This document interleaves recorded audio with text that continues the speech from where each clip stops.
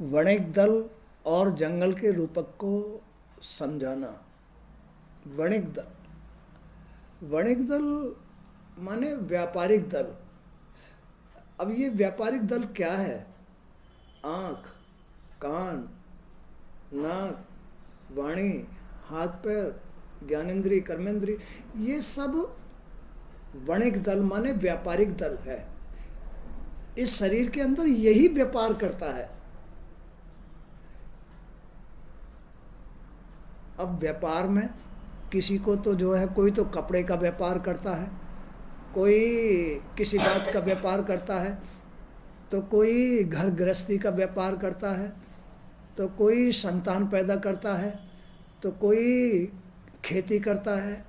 ये सब व्यापार हैं। तो ये जो हम बाहर कर रहे हैं वो पहले अपने शरीर के अंदर कर रहे हैं, शरीर के साथ कर रहे हैं। तो जो हमारा वणिक दल है, वणिक दल कहते हैं व्यापारिक दल। तो वणिक दल और जंगल के रूपक को समझाना।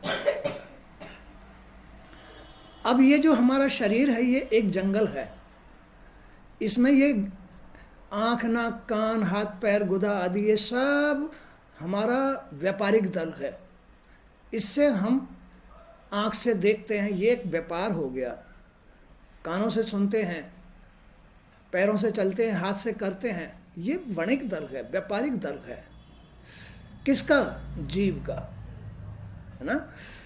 तो देह अभिमानी पुरुष, देह अभिमानी किसको कहते हैं? जिसके हृदय में ईश्वर के प्रति आकर्षण ना हो, जो अपने हृदय में, अंतःकरण में बस ये करना है, वो करना है, ये लाना है, वो लाना है, फलाना ढमका, ये भारी बीमारी, अहंकार, लोभ, स्वार्थ, अहंकार, ये सब सांसारिक जंगल है। ये जंगल है। इसी को देह का अभिमान कहते हैं। ये केवल संसार तक सीमित है। ये बात संसार तक ही सीमित है। ये मायावी बातें हैं। ये भगवान की माया है। ये केवल कल्पना मात्र है। ये सत्य नहीं है। इससे तुम्हारा उद्धार नहीं होगा। इससे तुम्हें सुख नहीं मिलेगा। कब तक? आज तुमने कर लिया, 2 पैसे कमा के ले आए, तो चलो ठीक है, रोटी खा ली। लेकिन कल क्या करोगे? कल काम नहीं मिला तो? तात्पर्य ये है कि ये केवल कल्पना मात्र है। ये एक सपना है। ये सत्य नहीं है। ये तुम्हारे जन्म का उद्धार नहीं है। ये तुम्हारे जन्म लेकर के जीवन जीने का सही रास्ता नहीं है। अब सही रास्ता क्या है? सही रास्ता है कि तुम्हारा शरीर स्वस्थ रहे, तुम्हारा मन स्वस्थ रहे, तुम्हारी बुद्धि स्वस्थ रहे, तुम्हारे विचार स्वस्थ रहें, तुम्हारी आंखें, तुम्हारे कान, तुम्हारे खाना पीना, तुम्हारे कपड़े आदि व्यवस्था कोई करता रहे। अब वो कौन करेगा? जिसने तुमको पैदा किया है वो व्यवस्था करेगा। और वो कहाँ है? तुम्हारे हृदय में आकर्षण, उसके प्रति आकर्षण। जब तक तुम्हारे अंतःकरण में उसके प्रति आकर्षण नहीं होगा, खिंचाव नहीं होगा, उसकी सेवा नहीं होगी, तब तक तुम कुछ नहीं कर सकते। तो इसलिए अब ये चीजें कैसे पैदा होती हैं? एक तो अभिमान हो गया। अभिमान जब आदमी संसार के वस्तुओं में, संतान में, पैसा में, संपत्ति में, इसमें डूब जाता है, विषय विकारों में डूब जाता है, तो उसके प्रति प्रेम खत्म हो जाता है, आकर्षण खत्म हो जाता है। बोलो, खत्म हो जाता है नहीं? तुम्हारे अंतःकरण में, तुम्हारे मन में, तुम्हारे हृदय में उसके प्रति आकर्षण खत्म हो जाता है।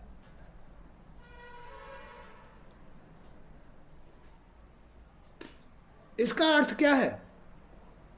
कि तुम्हारा शरीर, तुम्हारा मन, तुम्हारी इंद्रियां, तुम्हारा हाथ पैर सब मैले हो जाते हैं, दूषित हो जाते हैं। जबकि ये ईश्वर का रूप है। इसमें से तुम सुख, आनंद, धन, संपत्ति कुछ भी पैदा कर सकते हो, लेकिन भगवान की शरण में रह करके तुम्हारे हृदय में उसके प्रति चाह बनी रहनी चाहिए, तुम्हारे मन में उसके प्रति हर वक्त सेवा का भाव रहना चाहिए। अरे मैं अपने भगवान के लिए ये कर दूं, अरे मैं भगवान के लिए फूल चढ़ा दूं, मैं अपने भगवान के लिए भोग लगा दूं, मैं अपने भगवान को स्नान करा दूं, मैं अपने भगवान को कपड़े पहना दूं, मैं अपने भगवान को अकेला नहीं छोड़ूं। तो ये सब जो तुम्हारे अंतःकरण में आकर्षण है, यही तुम्हारी उनकी सेवा है, भक्ति है, उनकी याद है, उनकी शरण में रहना है। जब उनकी बात तो तुम्हारे हृदय में याद ना आए, तुम्हारे मन में उनकी याद ना आए और याद कुछ और आता रहे, मन कहीं और तड़पता रहे, इससे भगवान की भक्ति खत्म हो जाती है। माने भगवान तुम्हारी सेवा को स्वीकार नहीं करेंगे। जब तक तुम्हारे हृदय में उनके प्रति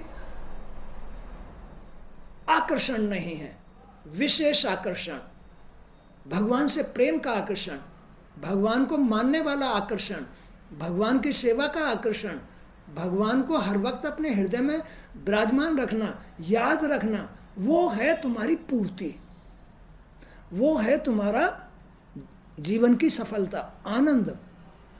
उस टाइम तुम्हारी बुद्धि शुद्ध रहेगी, तुम्हारा मन शुद्ध रहेगा, तुम्हारे विचार शुद्ध रहेंगे, है ना। जितना तुम अपने इस आंतरिक सिस्टम को, हृदय को शुद्ध रखोगे, वही भगवान का साथ है, उसको ही भगवान का साथ कहते हैं। लेकिन देह अभिमान क्या है?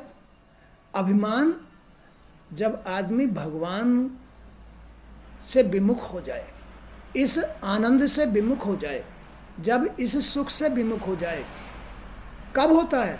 जब संसार में घुस जाता है, तो इस आनंद से विमुख हो जाता है, इस सुख से विमुख हो जाता है, अच्छे कर्मों से विमुख हो जाता है। अब क्या करेगा आदमी? अभिमान में क्या करेगा? जब तुम संसार में घुसे रहोगे, माने कि भगवान को याद नहीं करोगे, भाव भक्ति नहीं करोगे, तो फिर क्या होगा? तुम्हारा मन महला रहेगा, बुद्धि महली रहेगी, ध्यान विचार कहीं और जगह ही जाते रहेंगे। जवान भगवान का भजन राम राम राम राम नहीं भजेगी, जवान वाणी जो है क्या भजेगी? इसकी बुराई, उसकी बुराई, वो ऐसा है, वो ऐसे कह रही थी, वो ऐसे कह रहा था, वो ऐसे रहता है, वो है ना फलाना। मतलब अभिमान में वाणी इस प्रकार चलती है और भगवान के आकर्षण में उसका नाम पुकारती है। तो जब तक तुम्हारी वाणी पर उसका नाम नहीं आया है, समझ लो अभिमान है। और उस अभिमान में आदमी ऐसे ही गिरता है, कभी बीमार होता है, कभी अशांत रहता है, तो कभी किसी बात की टेंशन हो जाती है, चिंता हो जाती है और सब कुछ खराब हो जाता है।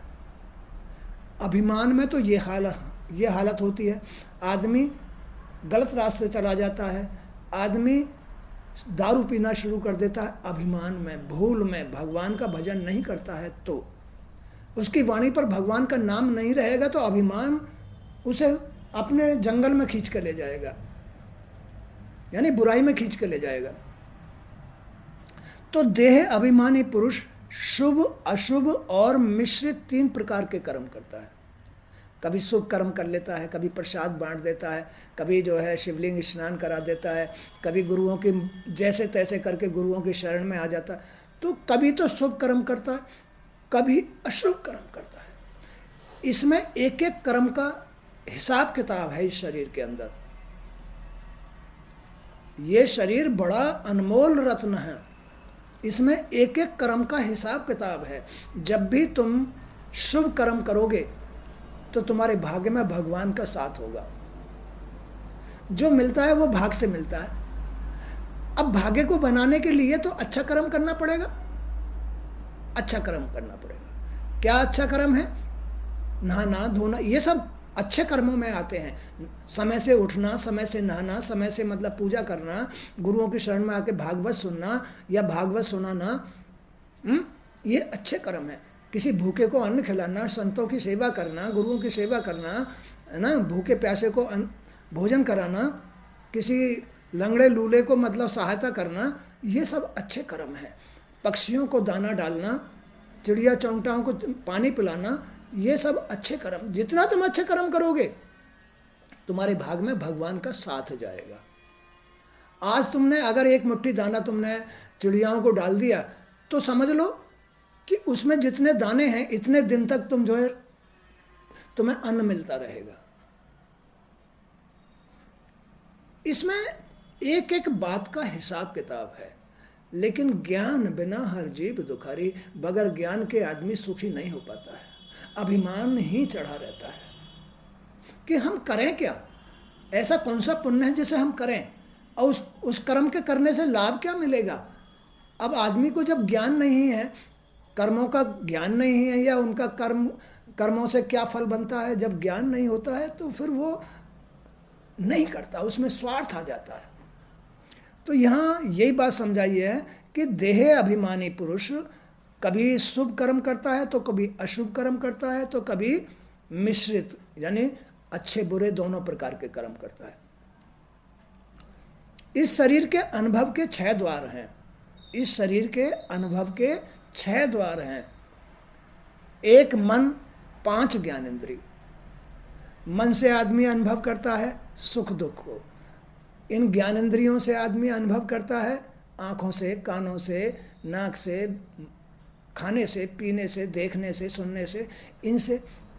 तो ये अनुभव के द्वार हैं। ये आदमी दुख सुख अनुभव करता है इनसे, देख करके, सुन करके, बोल करके, खा करके, स्पर्श करके अनुभव करता है कि मुझे अब दुख चल रहा है या सुख चल रहा है। यही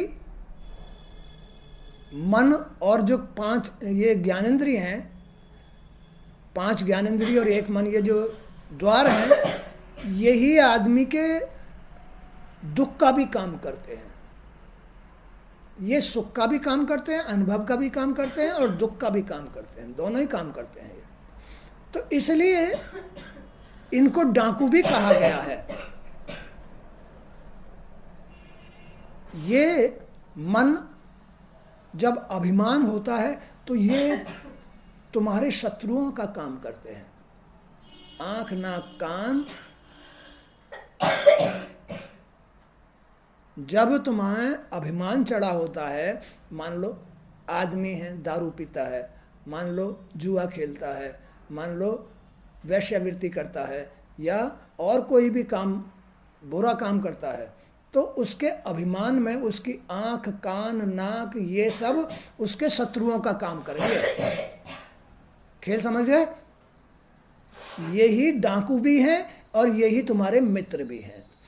अब क्या है, जब आदमी भगवान का भजन करता है तो यही 6 द्वार, मन, आंख, कान, नाक, मुंह, हाथ, पैर, ये सब क्या करते हैं? मित्रता का काम करते हैं। अच्छी जगह ले जाते हैं, भागवत सुनाते हैं, मंदिर पहुंचाते हैं। यही तुम्हारे मित्र बन गए और यही शत्रु बन जाते हैं। तो यही 6 द्वार अनुभव के हैं, दुख सुख का अनुभव करना। यही तुम्हारे शत्रु भी हैं, यही तुम्हारे मित्र भी हैं। इनसे ही विवश होकर जीव, किससे विवश होकर के? आंखों से, कानों से, नाक से, है ना, अपने शरीर से विवश होकर के मनुष्य जीव मार्ग भटक कर धन का लोभी बन जाता है। लोभी बन जाएगा, है ना। इनसे मार्ग भटक जाता है आदमी। मार्ग भी भटक गया और भटकाव से भी यही रोकते हैं। तुम भागवत सुनो, गुरुओं की शरण में आओ, बड़ों की सेवा करो, मंदिर जाओ, उनके दर्शन होंगे, वो तुम्हें आशीर्वाद देंगे तो तुम्हारी हिम्मत बढ़ेगी। तुम्हें मतलब यही, जब तुम्हारी आंख देखेंगी कि हाँ गुरुओं से आशीर्वाद मिल रहा है तो तुम्हें हिम्मत आएगी। यही तुम्हारी हिम्मत का काम करते हैं। जब तुम कानों से अच्छी बातें सुनोगे, भागवत सुनोगे, तो ये तुम्हें हिम्मत देगी। यही तो तुम्हारी हिम्मत का काम करती हैं और यही तुम्हें तुम्हारी हिम्मत तोड़ देती है। खेल समझ में आ गया? तो यही जो तुम्हारे 5 द्वार हैं, यही तो तुम्हें सुख अनुभव कराते हैं, और यही 6 द्वार तुम्हें दुख का अनुभव कराते हैं। अब मेन चीज है इसमें जी। ये सारे जो द्वार हैं, ये सब तुम्हारे जी का काम करते हैं।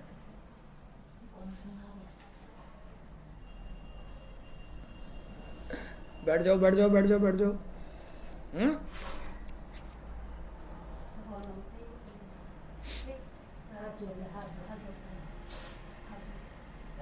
तो इनसे विवश होकर के जीव मार्ग भटककर धन का लोभी बन जाता है। लोभी वणिक बंजारों की भांति श्री हरि की माया से प्रेरित होकर संसार रूपी बीहड़ जंगल में लुट जाने के लिए पहुंच जाता है। इन्हीं द्वारों के द्वारा, इन्हीं द्वारों से, आँखों से, कानों से, नाक से, मुंह से, त्वचा से, इनसे ही और मन से, इनसे ही तो आदमी भगवान की माया रूपी जंगल में भटकने के लिए पहुंच जाता है। फिर क्या करता है वहाँ? वो दारू पीता है, वैश्यावृत्ति कर, बुरे काम करता है।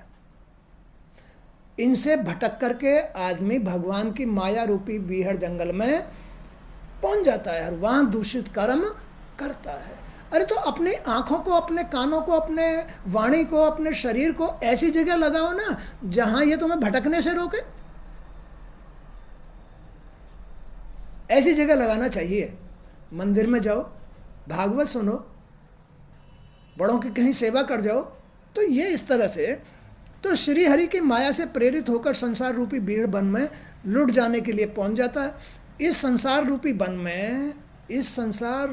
में अपने शरीर के द्वारा किए गए कर्मों का फल उसे अवश्य भोगना पड़ता है। क्या कहा? इस संसार रूपी, शरीर रूपी वन में इस संसार रूपी वन में अपने शरीर के द्वारा किए गए कर्मों का फल उसे अवश्य भोगना पड़ता है।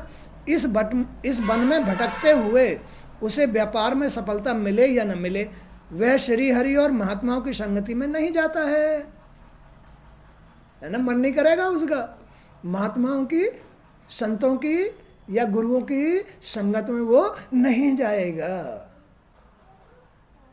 जो भटक गया है, जो संसार में भटक गया है, वो महात्माओं की, श्री हरि की, साधुओं की, गुरुओं की शरण में नहीं जाएगा। वो तो भटक गया है।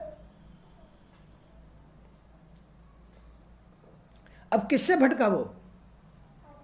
किससे भटका? आंखों से भटका, कानों से भटका, खाने पीने से भटका और शरीर से भटका, स्पर्श से भटका, अंदर मन से भटका। मन से भटक जाता है, अपने मन से भटक जाता है। भटका हुआ जी संसार रूपी बीहड़ जंगल में दूषित कर्म करता है। अब उसको श्री हरि की कृपा कहाँ रही? उस पर श्री हरि की कृपा नहीं रहती है।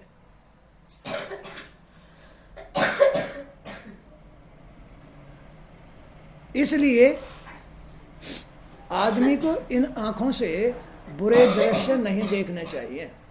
इन आंखों से बुरे दृश्य नहीं देखने चाहिए। इन कानों से बुरी बात नहीं सुननी चाहिए। इस वाणी से बुरे शब्द नहीं बोलने चाहिए। इस शरीर से गलत स्पर्श नहीं करना चाहिए। यही तुम्हारा मन है। अगर तुम्हारा मन पवित्र है तो तुम्हें श्री हरि में लगाएगा, तुम्हें भटकने से बचाएगा, जी को भटकने से बचाएगा। जी तो भटकता है, तो अगर तुम्हें भटकने से बचना है तो अपने मन को श्री हरि में लगाने के लिए प्रेम यानी उसे पवित्र करो। मन को पवित्र करने का मतलब है अपनी आंखों को अपने जी से, अपने ध्यान से नहीं, ये मेरा दादा है, ये मेरा बाबा है, ये मेरी बेटी है, ये मेरी माँ है। अपने ध्यान से अपने जी को रोको, अपने ध्यान से अपने जी को रोको और रोक करके अपने मन को पवित्र रखो। अगर तुम अपने मन को पवित्र रखते हो तो तुम्हें भगवान प्राप्त हो जाएगा। मन चंगा तो खटोटी में गंगा। अब मन इनसे ही तो खराब होता है और इनसे ही पवित्र होता है। तो खेल है मन का। तो अपने ज्ञानेंद्रिय और इन कर्मेंद्रियों को जो थाम लेता है अपने ध्यान से कि नहीं, गुरुजी ने ऐसा बताया था, हमें अपनी आंखें बड़ी पवित्र बना के रखनी चाहिए। अब ये पवित्र तुम ध्यान से ही कर सकते हो। इनको आंखों को तभी रोक सकते हो, नहीं तुरंत गुरुजी की बात ध्यान आएगी, नहीं गुरुजी ने कहा था आंखों को पवित्र रखना है, ये तो मेरा बाबा है, ये तो मेरा दादा है, ये तो मेरा भैया है, ये तो मेरा ताऊ है, ये तो मेरी माँ है, ये तो गुरुजी हैं फलाना। तो जो अपने ध्यान से अपने इंद्रियों को, इन ज्ञानेंद्रियों को रोक लेता है, उसका मन पवित्र हो जाता है। और जिसका मन पवित्र हो जाता है, खटोटी में गंगा मिल जाती है। खटोटी में ही गंगा, इसमें ही पवित्र गंगा जो है तुम्हें मिल जाती है, स्नान करने को मिल जाती है। तो श्री हरि की माया से प्रेरित होकर संसार रूपी बीहड़ जंगल में लुट जाने के लिए वो जीव पहुंच जाता है। इस संसार रूपी वन में अपने शरीर के द्वारा किए गए कर्मों का फल उसे अवश्य भोगना पड़ता है। इस वन में भटकते हुए उसे व्यापार में सफलता मिले या न मिले, वह श्री हरि और महात्माओं की संगति में नहीं जाता है। अब इस संसार में तो सफलता उसी आदमी को मिलती है जिसके भाग्य में भगवान का साथ होता है। और भाग्य बनता है कर्म से। भाग्य तो बनता है कर्म से, लेकिन कर्म तो वही सफल करेगा जो श्री हरि की शरण में रहेगा। जो भटक गया है इस संसार में, वो सही कर्म कहाँ करेगा? तो जिसके कर्म ठीक हैं, जिसका मन भटका हुआ नहीं है, जिसका मन भगवान की सेवा में लगता है, बस उसके भाग्य में भगवान का साथ होता है। और जिसके भाग्य में भगवान का साथ नहीं होता है, उसको श्री हरि संत महात्मा गुरु नहीं मिलते हैं, उनकी शरण में वो नहीं जाता है। अब जितनी मेहनत करेगा उसका फल भी उसे मिले ना मिले कुछ पता नहीं है। अब वो संसार में काम तो कर रहा है, बगैर भाग्य में भगवान का साथ हुए, भाग्य में भगवान का जब तक साथ नहीं है तो उसे कर्म का फल भी मिले या ना भी मिले, दोनों ही बात है। मिल भी सकता है, नहीं भी मिल सकता।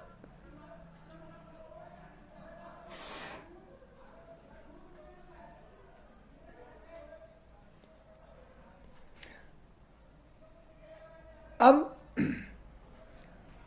कभी वो जाता भी है, वो आदमी गुरुओं की, संतों की, महात्माओं की, बड़ों की, माँ बाप की शरण में जाता भी है तो स्वार्थ लेके जाएगा, स्वार्थ लेके जाएगा। मेरा ये काम कर दो, मुझे पैसे दे दो, मुझे कहीं से मतलब जो है कर्ज दिलवा दो, फलाना दिलवा दो, मेरे पास रोटी नहीं है, मेरे पास कपड़ा नहीं है, मेरे पास पैसा नहीं है।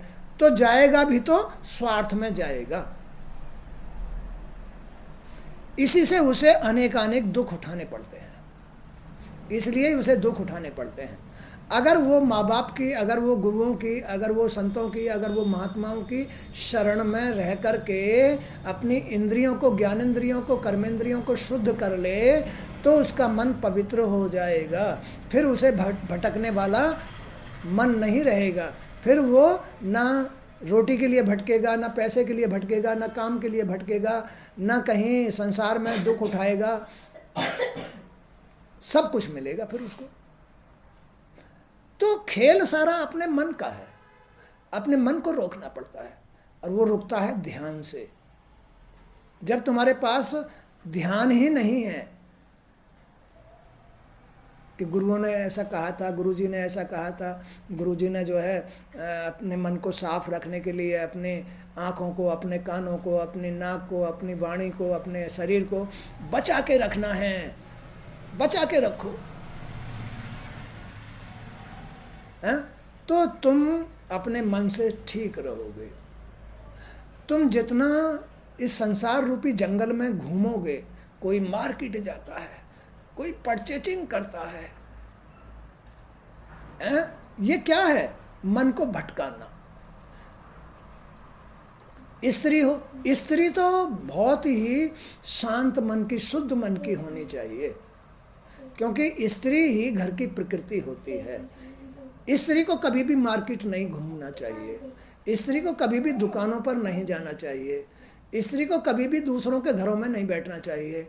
स्त्री को अपने मन को शांत रखने के लिए, अपनी इंद्रियों को शांत रखने के लिए, मन को शुद्ध रखने के लिए अपने घर में ही रहना चाहिए।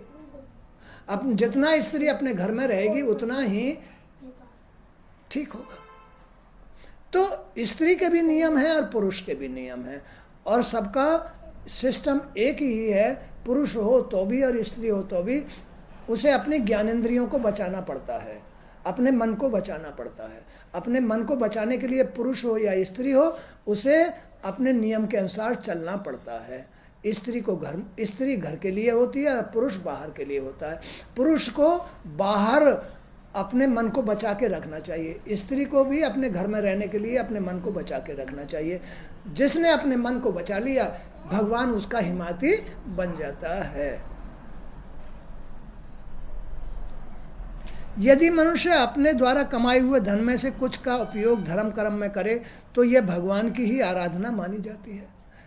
अपने कमाए हुए धन में से कुछ भूखों को खिला देना, गुरुओं की सेवा कर देना, बड़ों की सेवा कर देना, तो अपने कमाए हुए धन में से अगर कुछ वह ऐसे लोगों में लगा देता है, गुरुओं में, बड़ों की सेवा में, भूखों को या पक्षियों को या जानवरों को या भगवान की सेवा में लगा देता है, तो वो भगवान की ही आराधना मानी जाती है। उससे भी तुम्हें भाग में भगवान का साथ मिलेगा। ऐसा है ये सिस्टम। तो मनुष्य अपने द्वारा कमाए हुए धन में से कुछ का उपयोग धर्म कर्म में करे तो ये भगवान की ही आराधना मानी जाती है। किंतु जिस मनुष्य का मन वश में ही नहीं होता, जिस मनुष्य का मन बस में ही नहीं होता, और किसका मन बस में नहीं होता? जो वेश्यावृत्ति करते हैं, जो दारू पीते हैं, कुसंगति में बैठते हैं, जुआरियों में बैठते हैं, या विषय विकार ज़्यादा रखते हैं, बस उनका मन वश में नहीं होता है। जिस मनुष्य का मन वश में नहीं होता, वह विवेकहीन पुरुष उस धन से केवल अपनी इंद्रियों की संतुष्टि के लिए ही कार्य करता है। तो फिर भाग्य में बढ़ोतरी कहाँ से होगी? स्वार्थ में बढ़ोतरी नहीं होती है। जब तक हाथ से छोड़ करके किसी की सेवा में नहीं लगाओगे, तब तक तुम्हारे भाग्य में बढ़ोतरी नहीं होगी। अपने भाग में बढ़ोतरी करने के लिए अपने हाथों से कमाए हुए धन में से कहीं कुछ निकालना भी चाहिए, चाहे संतों को, चाहे महात्माओं को, चाहे भूखे को, चाहे चिड़िया चौंगटाओं को, या पशुओं को, या गायों को, कुत्ता को, बिल्ली को, किसी को भी अपने हाथों से कमाए हुए धन में से जरूर निकालना चाहिए। ए सीधे बैठो।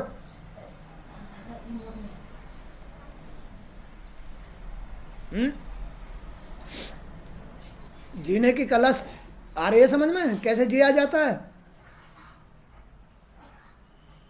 ये ऐसा खेल है। अब इसमें से कुछ करोगे नहीं तो स्वार्थ में कहाँ से भगवान देगा? स्वार्थ में तो आदमी के भाग में, और भाई कमा लाए तो खा लिया, नहीं कमा लाए तो नहीं मिला, बैठे रहो, भगवान मदद नहीं करेगा। अब क्यों नहीं करेगा? जब मन ही अच्छा नहीं है, मन ही पवित्र नहीं है, तो फिर वो ऐसे कर्म कहाँ से करेगा? भगवान की सेवा कहाँ से करेगा? भगवान का भाग में साथ कहाँ से लेगा? ऐप करने लगी, फिर भगा दूंगा ऐसे।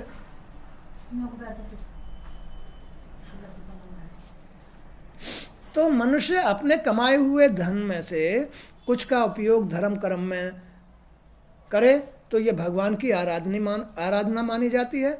किंतु जिस मनुष्य का मन वश में नहीं होता है, वह विवेकहीन पुरुष उस धन से केवल अपनी इंद्रियों की संतुष्टि के लिए ही कार्य करता है। और इस प्रकार विषय भोगों में पड़कर वह मनुष्य उसी प्रकार लुट जाता है। विषय विकारों में पड़ करके वो मनुष्य ऐसा लुट जाता है कि उसके पास, बेचारे के पास कुछ भी नहीं रहता है। जब तुम्हारे भाग में ही कुछ नहीं है, तुमने ऐसा कोई बीज ही नहीं बोया, तुमने ऐसा कोई कर्म ही नहीं किया, किसी को दान नहीं किया, कहीं तीर्थ नहीं किया, कहीं कभी किसी की मदद नहीं की, तो तुम्हारे भाग में भगवान का साथ पुण्य कहाँ से होगा? फिर भाग्य, जितना भाग्य में था उतना तुमने खा लिया, अब कल के लिए कुछ नहीं रहा, कल के लिए कुछ नहीं रहता है। इसलिए इन हाथों से हर वक्त कुछ ना कुछ करते रहना चाहिए, तो आज नहीं तो कल फिर तुम्हारा दिन ठीक हो जाएगा।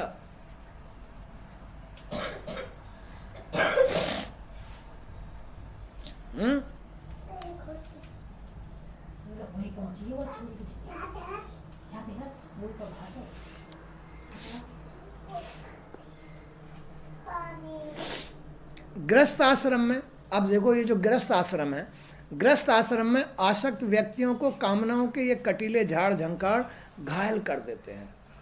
ऐसे ही आदमी घायल हो जाता है, मन से बड़े चोबे लगते हैं, बड़े इधर उधर से बदनामी सुननी पड़ती है, बड़ी दूसरे कमाता क्यों नहीं है, बड़े मतलब फटकारें लगती हैं। तो ये जो कटीली बातें हैं ना, ये आदमी को घायल कर देती है। अरे कमाता क्यों नहीं है, हरामी हो गया, फलाना हो गया, पड़ा रहता है। तो गृहस्थ आश्रम में आसक्त व्यक्तियों को कामनाओं के ये कटीले झाड़ झंकार घायल कर देते हैं, और मक्खी मच्छर उनके शरीर का सारा रक्त चूस चूस कर उन्हें खोखला लहूलुहान कर देते हैं। मक्खी मच्छर कौन? कोई तो आके कहेगा क्यों पड़ा रहता है, कोई आके कहेगा अरे कुछ काम कर, कोई आके कहेगा अरे ऐसा कर वैसा कर। तो ये मक्खी मच्छर उसको लहूलुहान कर देते हैं, और ज़्यादा मतलब उसको टेंशन पैदा होती है। तो फिर भी वे कामनाओं के इस जंगल से निकलना नहीं चाहते। वे इस मृत्यु लोक को ही गंधर्व लोक समझते रहते हैं। वे इसकी नश्वरता और असत्यता से पूरी तरह अनभिज्ञ रहते हैं। इस संसार की इन बुराइयों की अनभिज्ञता से अनजान रहते हैं कि भैया रे ये बुराई है, इन बुराइयों को कभी नहीं अपनाना चाहिए। इस जीवन को जन्म ले करके बड़ी सावधानी से भगवान की शरण में रह करके मन को शुद्ध रख करके जीना चाहिए, मन को शुद्ध रख करके ही जीना चाहिए। तभी तुम्हें ये मच्छर मक्खी नहीं काटेंगे, तभी भाग्य में तुम्हारे में भगवान का साथ होगा। अन्यथा लोग बाग बड़ी बुराई करेंगे, बदनामी देंगे और ये करेंगे वो करेंगे। तो इन बातों से बचने के लिए आदमी को अपने मन को सावधानी से रखना चाहिए, पवित्र रखना चाहिए। अब मन पवित्र तभी होगा जब तुम्हारी ज्ञानेंद्रिय कर्मेंद्रिय शुद्ध रहेंगी, और फिर भगवान की याद आएगी, भगवान की शरण रहेगी। और उस शुद्ध मन से जो तुम कर्म करोगे, दान संतों को, महात्माओं को, अपने बच्चों को या चिड़ियाओं को, कबूतरों को, है ना, कहीं भी जाकर के दान करोगे, वो तुम्हारे भाग में पुण्य बनेगा। वो पुण्य ही भगवान का साथ होता है। अब इसके साथ से ही कल का दाना तुम्हें तैयार मिलेगा। अब तुम अगर मन से अपवित्र हो और खूब कमा भी रहे हो, तो आज तो खा लो, कल के लिए कुछ नहीं रहेगा। इसलिए ये जो सिस्टम है, ये जो गृहस्थ आश्रम है, गृहस्थ आश्रम में आसक्त व्यक्तियों को कामनाओं के कटीले झाड़ झंकार घायल कर देते हैं, और मक्खी मच्छर उनके शरीर का सारा रक्त चूस चूस कर उन्हें खोखला कर देते हैं। फिर भी वे कामनाओं के इस जंगल से निकलना नहीं चाहते, क्योंकि ज्ञान नहीं है, कहीं से सुना नहीं है, गुरुओं का आशीर्वाद नहीं मिला है, दुआ नहीं ली है, तो उनको ज्ञान कहाँ से आएगा। फिर भी वे कामनाओं के जंगल से निकलना नहीं चाहते। वे इस मृत्यु लोक को ही स्वर्ग लोक समझते हैं, इसे ही बैकुंठ समझना शुरू कर देते हैं। हाँ बस यही है जो भी कुछ है, यही आनंद लो बस, हैं, चाहे चोरी करके लाया है, चाहे वैसे वृत्ति करके लाया है, चाहे झूठ बोल के लाया है, चाहे अपनी इज्जत गंवा के लाया है, ला करके बस यही समझेगा कि यही है सारा बस सब कुछ। लेकिन ये तो तुम्हारी भूल है, ये तो खाली तुम जंगल में फंसे हुए हो, ये तो तुम खाली अज्ञानता में जी रहे हो। ज्ञान का जीना तो वही है भगवान की भक्ति में। अपने मन को पवित्र करो, अपने मन को जितना पवित्र करोगे उतना ही तुम्हारे भाग्य में कर्म के माध्यम से भगवान का साथ होगा, पुण्य होगा, और उस पुण्य से ही तुम्हें कल की रोटी मिलेगी, उस पुण्य से ही मिलेगी। ऐसा सिस्टम ये भगवान ने बनाया है।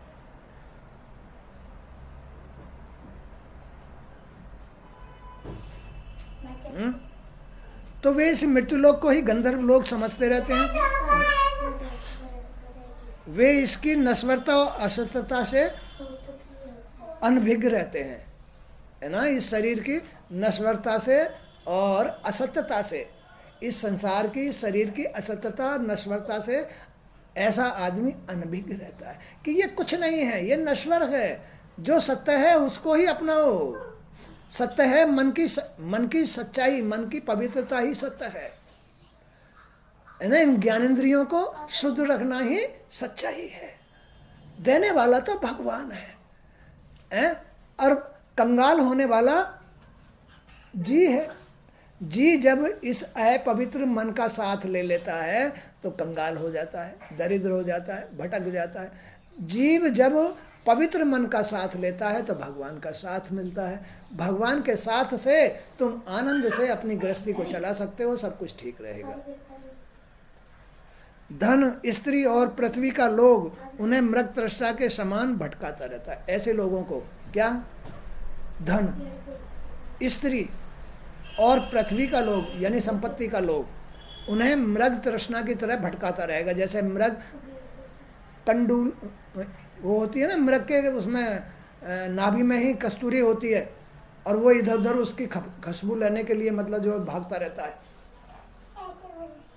कस्तूरी कुंडल बसे मृग ढूंढे बनमा, कस्तूरी मृग की टूंडी में ही होती है, लेकिन वो उसे पाने के लिए भटकता रहता है। ईश्वर तुम्हारे सुख, तुम्हारे आनंद तुम्हारे अंदर ही होता है, लेकिन तुम समझ नहीं पाते हो अज्ञानता में। कौन नहीं समझ पाता है? धन का लोभी, स्त्री का लोभी और संपत्ति का लोभी कभी भगवान को नहीं समझ पाता है। खेल समझ गए? तो इन्हें पाने की लालसा में कभी समाप्त, इन्हें पाने की लालसा कभी समाप्त नहीं होती है। कामनाओं की धूल और आंधी उनकी आंखों में इस प्रकार भर जाती है कि वे अपनी आंखों को खोलना ही नहीं चाहते, है ना। इन विषय विकारों की, इन खराबियों की धूल आंखों में ऐसी भर जाती है कि फिर ज्ञान की दृष्टि खुलती ही नहीं है। उल्टे उन्हें मलने लग जाते हैं और दुख उठाते हैं। तो ये इस प्रकार का खेल है। ये शरीर जितना, नहीं मानोगे तुम, ये शरीर है, इसमें ही तुम्हारी सफलता भी है, इसमें ही असफलता है। जब तक तुम संसार के बीहड़ जंगल में लुटते रहोगे तब तक दुखी रहोगे, और जब तुम इस संसार के बीहड़ जंगल में भगवान को भजोगे, बीहड़ जंगल में भगवान को भजोगे, तो तुम्हारे महल दुमहले खड़े हो जाएंगे। और भगवान का भजना ही तुम्हारे मन की शांति, सुख, आनंद, गृहस्थी की पूर्ति, बच्चों की पूर्ति, सब कुछ भगवान की भाव भक्ति में है। तुम्हारा मन है, अपने अपने मन को देख लो, अपने अपने मन को। जब ये 12 बाट होता है तो क्या हालत होती है। जब ये मन को तुम संभालते हो, इस मन से तुम दो पैसे साधुओं में, संतुओं में, या पक्षियों में, या गायों में, कुत्ता में, बिल्ली में अपनी मेहनत का लगाते हो, तो ये कभी अखारत नहीं जाता है। ये लौट के तुम्हें मिलता है। किस रूप में मिलता है? पुण्य रूप में मिलता है। भगवान का साथ मिलता है कि तुमने मेरे जीवों को चुग्गा डाला, तुमने मेरे जीवों को आदर दिया, तुमने संतों को आदर दिया, तुमने गुरुओं को आदर दिया, तो वो लौट के तुम्हारे भाग में जाता है, और उससे तुम्हें कल का सहारा मिलता है, परसों का सहारा मिलेगा। तुम 1 पैसा खर्च करोगे, वो 10 लाख देगा। तो तो देखो इस जीने का एक ढंग है, ऐसा ही इस भगवान ने ये संसार बनाया है, शरीर बनाया है, इसमें से ही सब कुछ मिलता है। तो आज का सत्संग भी यहीं तक। जय श्री कृष्ण।